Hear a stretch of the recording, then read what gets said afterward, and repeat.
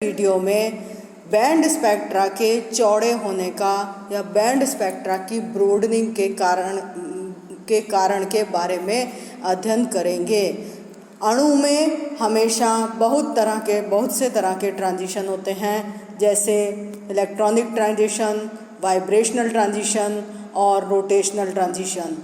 Electronic transition बहुत सारे vibrational और रोटेशनल ट्रांजिशन से मिलकर के बना हुआ होता है, क्योंकि एक इलेक्ट्रॉनिक लेवल में बहुत सारे वाइब्रेशनल लेवल होते हैं और हर एक वाइब्रेशनल लेवल में बहुत सारे रोटेशनल लेवल उपस्थित होते हैं। इस कारण से एक जो n ऑर्बिटल है यानी n=1, उसके अंदर बहुत सारे रोटेशनल लेवल और बहुत सारे वाइब्रेशनल लेवल उपस्थित होते हैं। और जैसे ही कोई भी अणु ऊर्जा का अवशोषण करता है, उसका इलेक्ट्रॉन उत्तेजित होकर के अपने निम्न ऊर्जा के ऑर्बिटल से, जो कि हाईएस्ट ऑक्यूपाइड मॉलिक्यूलर ऑर्बिटल होता है, उससे उच्च ऊर्जा के vacant orbital, lowest vacant molecular orbital के अंदर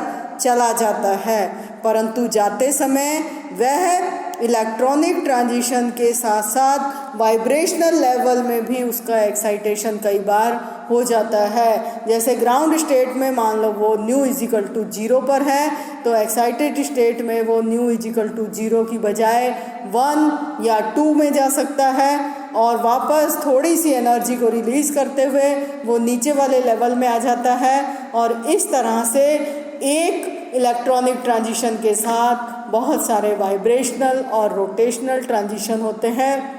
इसका ये परिणाम होता है कि जो स्पेक्ट्रा है एक फाइन स्पेक्ट्रा नहीं होकर के या फाइन पीक नहीं आकर के एक चौड़ा पीक आता है, यानी ब्रॉडनिंग बैंड स्पेक्ट्रा में हो जाती है।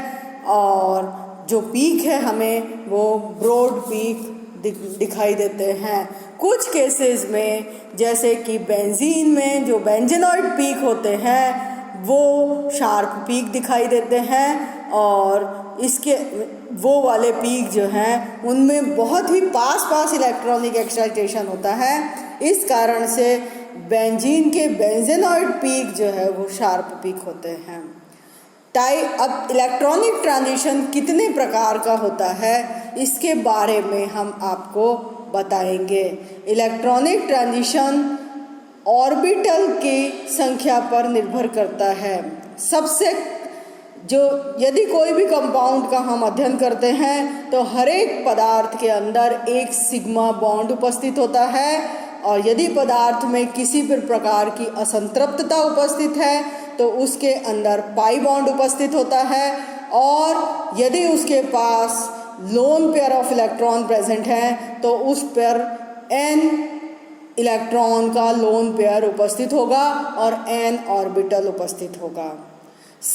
मॉलिक्यूलर ऑर्बिटल थ्योरी के अनुसार सिग्मा ऑर्बिटल के साथ anti bonding orbital sigma star होगा, पाई ऑर्बिटल के साथ anti bonding orbital pi star होता है, और n ऑर्बिटल चूँकि कोई भी मॉलिक्यूलर ऑर्बिटल नहीं बनाते हैं, इसीलिए इनका कोई भी एंटी बॉन्डिंग ऑर्बिटल उपस्थित नहीं होता है और ये सतह पर पड़े हुए होते हैं।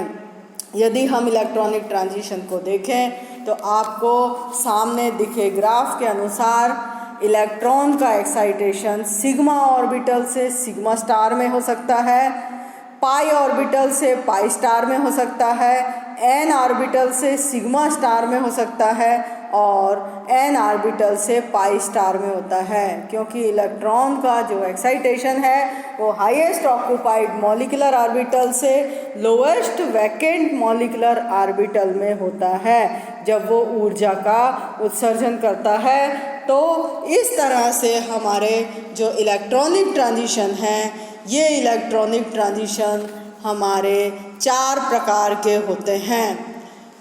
Sigma to sigma star transition, n to sigma star transition, third pi to pi star transition and n to pi star transition.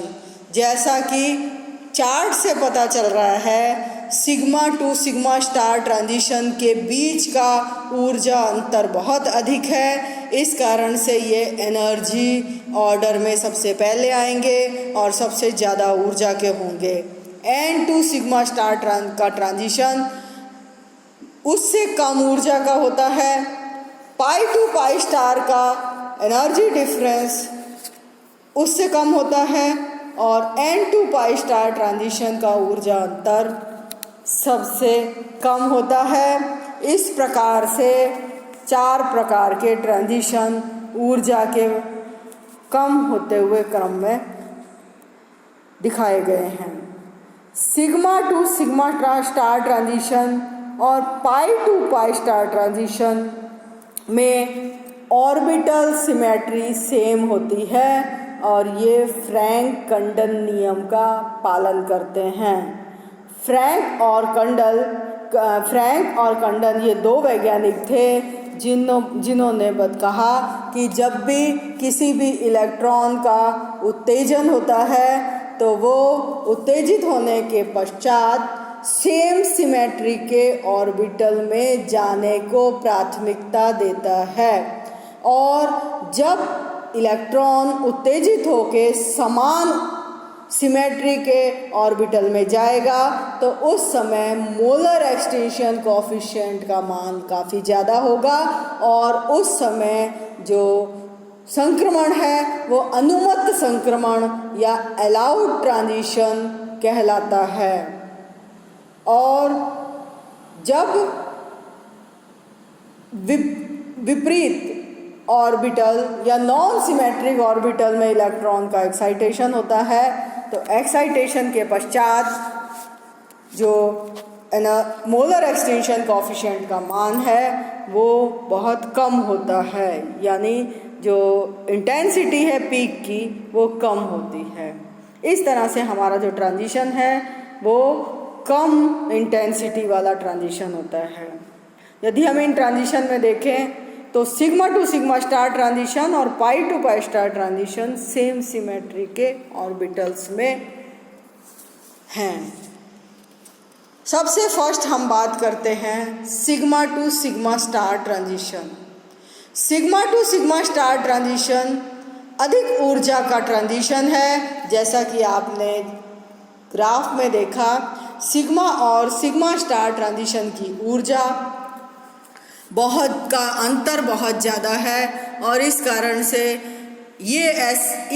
से ये यूवी रीजन में 200 nm से नीचे पर उपस्थित होता है और ज़्यादातर ये एल्केन्स के अंदर यानी हाइड्रोकार्बन्स के अंदर इस तरह का ट्रांजिशन पाया जाता है।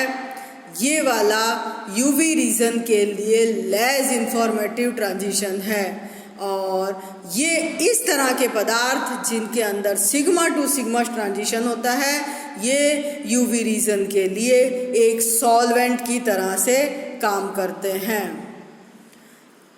N to sigma star transition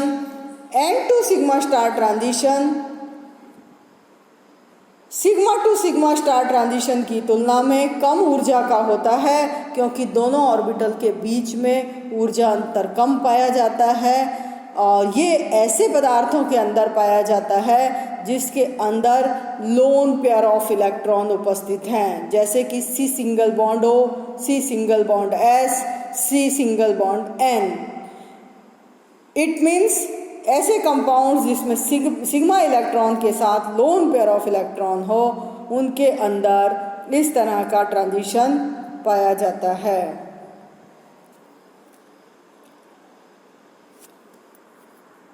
जैसे एल्कोहल, जल, ईथर, सैचुरेटेड हाइड्रोकार्बन्स विच कंटेनिंग हेट्रोएटम्स।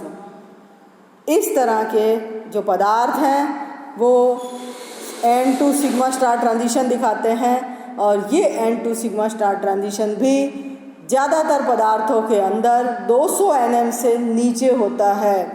इसीलिए इस तरह के पदार्थ जैसे अल्कोहल, वाटर और हाइड्रोकार्बन्स सैचुरेटेड हाइड्रोकार्बन्स, ये सब हमारा जो यूवी विजिबल रीजन की स्पेक्ट्रोस्कोपी है इसके अंदर विलायक की तरह से काम करते हैं, क्योंकि ये हमारा इंफॉर्मेटिव रीजन जो है 200 nm से लेकर के और 800 nm तक किसी भी तरह का अवशोषण नहीं करते हैं।